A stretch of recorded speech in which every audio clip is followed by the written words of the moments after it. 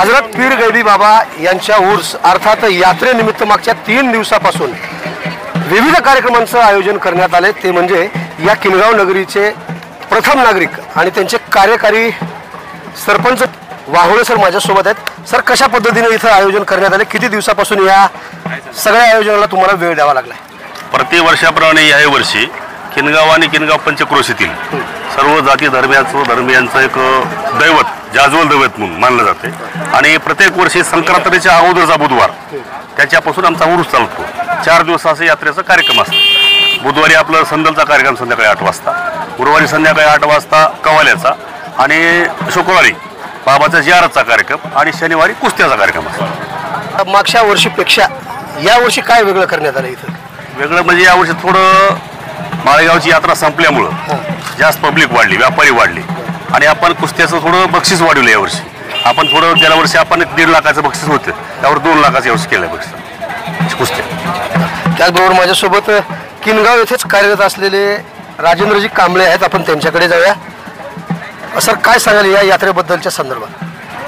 या बीड, लातूर आणि परभणी या तिन्ही जिल्ह्याच्या सीमेवरचं हे जवळपास 25 ते 30 हजाराचं गाव व लोकवस्तीचं गाव आहे आणि आपल्या भागात सगळ्यात मोठी माळेगाव यात्रा भरते आणि त्यानंतर मग या भागात सगळ्यात मोठी यात्रा भरणारी म्हणजे हजरत पीर गैबी बाबा यांची यात्रा भरते। यामुळं आम्ही गेल्या 8-10 दिवसापासून मग लाईटची व्यवस्था असेल, पाण्याची व्यवस्था असेल, पुन्हा आरोग्य खात्यामार्फत सुविधा इथं पुरवण्याचं काम असेल किंवा पोलीस संरक्षणाचं काम असेल, कारण का तिन्ही जिल्ह्यातून येणारी भाविकांची संख्या असल्यामुळे इथं खूप मोठे व्यवस्था करावं लागतं, नियोजन करावं लागतं।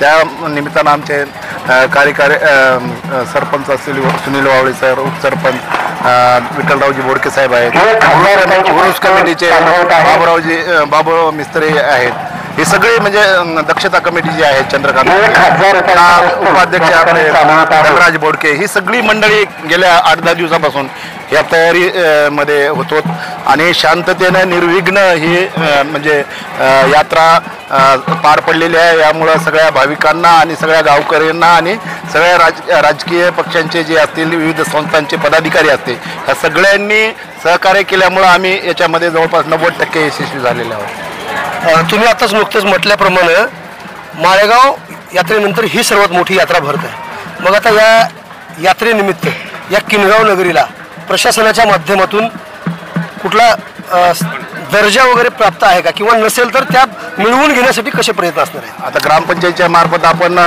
निवेदनं वगैरे दिलेले आहेत, ठराव वगैरे दिलेले आहेत। निश्चितच आम्हाला तीर्थक्षेत्रामध्ये हे केल्यानंतर जिल्हा नियोजन कमिटीच्या वतीनं, कारण का आपल्या तालुक्याचे माननीय सहकार मंत्री महोदय आहेत, त्याच्यामुळं आपण जास्तीत जास्त या यात्रेसाठी आणि इथल्या ज्या सुविधा उपलब्ध करण्यासाठीच्या पद्धतीचे जे आम्ही प्रस्ताव देणार आहोत, आम्ही त्या पद्धतीनं पाठपुरावे आमचे सगळे कार्यकारी मंडळ करणार आहे, त्याबद्दल आम्ही हे करणार आहोत। धन्यवाद सर।